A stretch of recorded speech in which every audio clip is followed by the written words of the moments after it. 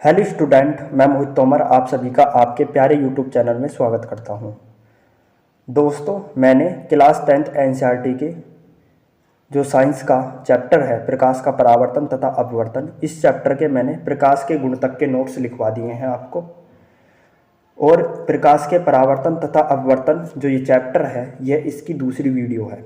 ठीक है, तो दोस्तों यदि आपने पहली वाली वीडियो नहीं देखी हमारी तो देख लीजिएगा, लिंक आपको डिस्क्रिप्शन में मिल जाएगा। उस वीडियो में मैंने प्रकाश के गुण तक के नोट्स लिखवा चुका हूँ। ठीक है, उससे आगे के जो नोट्स हैं मैं आज की इस वीडियो में लिखवाने वाला हूँ। तो दोस्तों, वीडियो शुरू करने से पहले आप सभी से रिक्वेस्ट है, यदि आपने अभी तक हमारे प्यारे यूट्यूब चैनल को सब्सक्राइब नहीं किया है सब्सक्राइब कर दीजिए और उसके आगे की बेल आइकन भी प्रेस कर दीजिए, ताकि दोस्तों जब भी मैं नई वीडियो अपलोड करूं उस वीडियो की नोटिफिकेशन आपको सबसे पहले मिल सके। तो शुरू करते हैं दोस्तों आज की इस वीडियो को।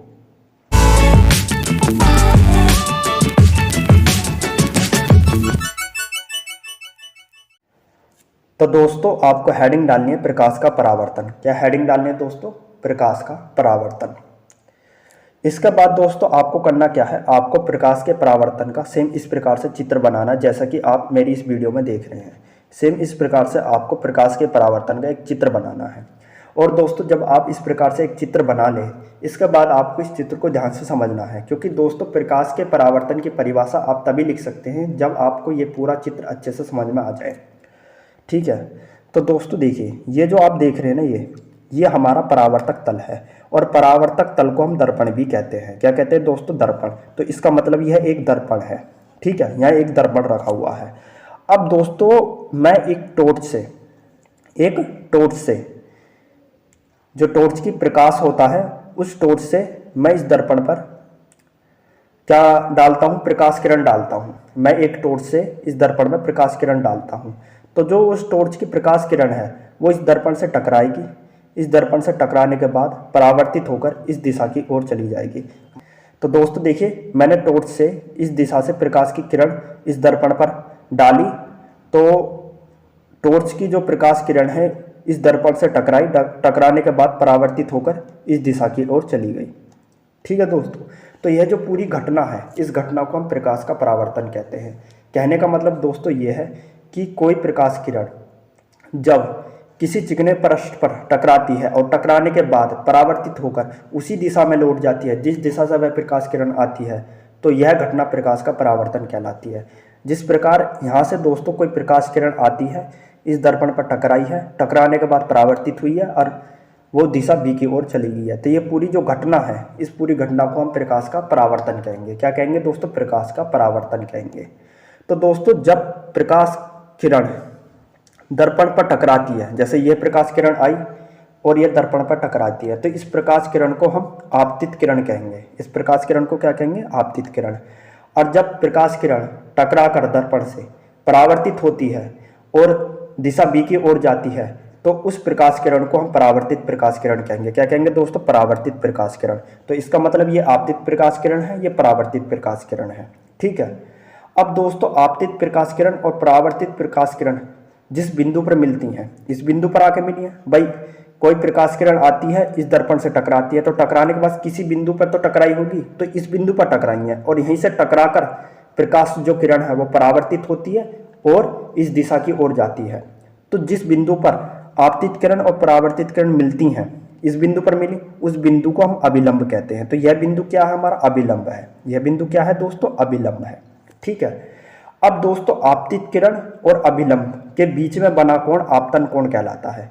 आपतित किरण और अभिलंब के बीच में बना कोण क्या है? आपतन कोण। और दोस्तों अभिलंब और परावर्तित किरण के बीच में बना कोण क्या है? परावर्तन कोण। क्या है दोस्तों? परावर्तन कोण। यह हमारा परावर्तन कोण है। मतलब अभिलंब और परावर्तित किरण के बीच में बना कोण परावर्तन कोण, आपतित किरण और अभिलंब के बीच में बना कोण आपतन कोण। आपतन कोण को I से निरूपित करते हैं, परावर्तन कोण को R से निरूपित करते हैं। तो दोस्तों आपको यह पूरा का पूरा चित्र समझ में आ गया होगा। ठीक है, प्रकाश का परावर्तन का जो चित्र है वो आपको अच्छे समझ में आ गया होगा। अब दोस्तों आपको क्या करना है, आपको प्रकाश के परावर्तन की परिभाषा लिखनी है कि आप एग्जाम में प्रकाश के परावर्तन की परिभाषा किस प्रकार से लिखेंगे। तो दोस्तों देखिए, जब प्रकाश किरण किसी चिकने सतह से टकराकर उसी माध्यम में लौट जाती है जिस माध्यम से वह प्रकाश किरण आती है, तो प्रकाश की यह घटना प्रकाश का परावर्तन कहलाती है। क्या कहलाती है दोस्तों? प्रकाश का परावर्तन कहलाती है। तो दोस्तों प्रकाश के परावर्तन की यह परिभाषा है। ठीक है, अब दोस्तों आपको अगली हेडिंग डालनी है परावर्तन के नियम। क्या हेडिंग डालनी है दोस्तों? परावर्तन के नियम। तो दोस्तों प्रकाश के परावर्तन के नियम होते हैं। तो दोस्तों आपको इस हेडिंग में लिखना है प्रकाश के परावर्तन के 2 नियम हैं। प्रकाश के परावर्तन के 2 नियम हैं। अब दोस्तों आपको नंबर 1 पॉइंट डालना है और उसमें लिखना है आपतित किरण, परावर्तित किरण तथा अभिलंब तीनों एक ही तल में होते हैं। आपतित किरण, परावर्तित किरण तथा अभिलंब तीनों एक ही तल में होते हैं। तो दोस्तों यह प्रकाश के परावर्तन का पहला नियम है। अब दोस्तों आप इस नियम को एक चित्र से समझ सकते हैं। जैसे देखिए, ये हमारी आपतित किरण है, ये हमारी परावर्तित किरण है और ये है हमारा अभिलंब है। ये जो बिंदु है ये हमारा अभिलंब है। तो दोस्तों तीनों एक ही तल पर मिल रहे हैं, एक ही बिंदु पर मिल रहे हैं। भाई आपतित किरण भी इस बिंदु पर मिल रही है, परावर्तित किरण भी इसी बिंदु पर मिल रही है, अभिलंब भी इसी बिंदु पर मिला है। तो तीनों जो चीज है, आपतित किरण, परावर्तित किरण और अभिलंब, तीनों एक ही तल पर मिल रहे हैं। तो यह प्रकाश के परावर्तन का पहला नियम है। इसे हम क्या कहेंगे दोस्तों? प्रकाश के परावर्तन का पहला नियम। ठीक है दोस्तों। और दोस्तों मैं आपको बता दूं कि आपतन कोण और परावर्तन कोण दोनों बराबर होते हैं। जितना आपतन कोण का मान होगा उतना ही परावर्तन कोण का मान होगा। ठीक है, जितना मान आपतन कोण का होगा उतना ही मान परावर्तन कोण का होगा। इस बात का ध्यान रखना। यदि आपतन कोण का मान 45 अंश है तो परावर्तन कोण का मान 45 अंश होगा। यदि आपतन कोण का मान 30 अंश है तो परावर्तन कोण का मान भी 30 अंश होगा।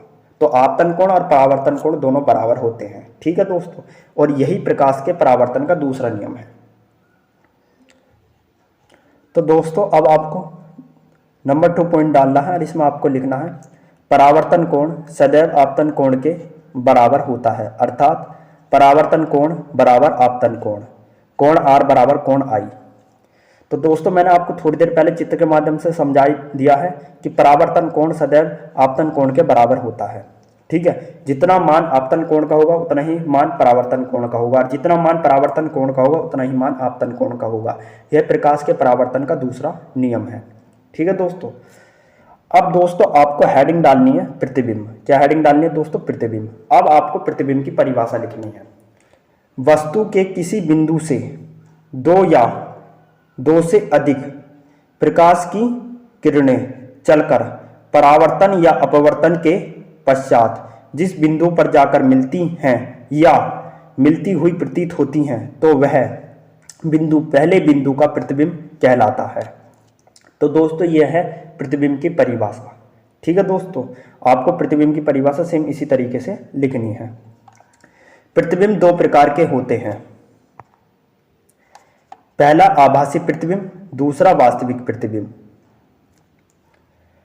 अब दोस्तों आपको हेडिंग डालनी है आभासी प्रतिबिंब। अब आपको आभासी प्रतिबिंब की परिभाषा लिखनी है। जब प्रकाश किरण किसी बिंदु या वस्तु से चलकर परावर्तन के बाद जिस बिंदु पर मिलती हुई प्रतीत होती है या उस बिंदु से आती हुई प्रतीत होती है तो वह आभासी प्रतिबिंब कहलाता है। इसे पर्दे पर प्राप्त नहीं किया जा सकता है, केवल फोटो लिया जा सकता है। तो दोस्तों यह है हमारे आभासी प्रतिबिंब की परिभाषा। आपको एग्जाम में सेम इसी तरीके से लिखनी है। दोस्तों अब आपको हेडिंग डालनी है वास्तविक प्रतिबिंब। क्या हेडिंग डालनी है दोस्तों? वास्तविक प्रतिबिंब। अब दोस्तों आपको इस हेडिंग में लिखना है जब प्रकाश किरण किसी बिंदु या वस्तु से चलकर परावर्तन के बाद वास्तव में किसी दूसरे बिंदु से मिलती है तो वह वास्तविक प्रतिबिंब कहलाता है।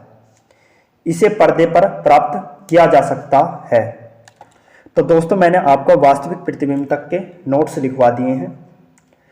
इससे आगे के नोट्स अगली वीडियो में मैं आपको लिखवाऊंगा। यदि यहाँ तक के दोस्तों आपको नोट्स हमारे पसंद आए हैं तो लाइक, सब्सक्राइब, शेयर जरूर कीजिए। दोस्तों आपको हमारी वीडियो देखने का बहुत बहुत धन्यवाद।